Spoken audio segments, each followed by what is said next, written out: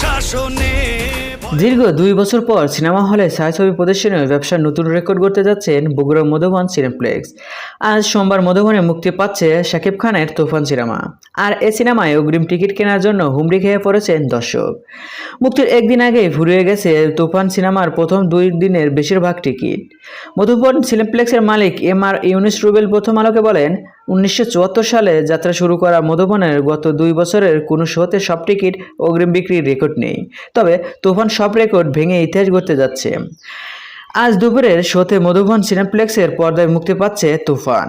ইতিমধ্যে ঈদের দিন ও ঈদের পরের দিনের 8টি প্রদর্শনীর মধ্যে 2 দিনের বিকেল ও সন্ধ্যার শো অগ্রিম টিকিট বিক্রির জন্য বরাদ্দ রাখা আর সব টিকিট ফুরিয়ে গেছে। সোমবার এবং মঙ্গলবার দুপুরের বিকেল সন্ধ্যা ও রাতের শোতে 345 জনের আসনে সিনেপ্লেক্সের 75% টিকিট অগ্রিম বিক্রির জন্য সিদ্ধান্ত নেওয়া হয়েছে। বাকি 25% টিকিট শো শুরুর আগে থেকে ছবি দেখতে আসা নিয়মিত দর্শকদের কাছে বিক্রির জন্য রাখা হয়েছে। অগ্রিম টিকিট কিনতে কয়েকদিন থেকে হুমড়ি খেয়ে পড়েছেন দর্শক। শিক্ষার্থী ও তরুণেরা দলে দলে আসছেন অগ্রিম টিকিট কিনতে। কাঙ্ক্ষিত শোর টিকিট না পেয়ে অনেক দর্শক ফিরে গেছে। বাংলাদেশের সিনেমা ইতিহাসে যা হয়নি সেটাই করে দেখাবে তুফান সিনেমা।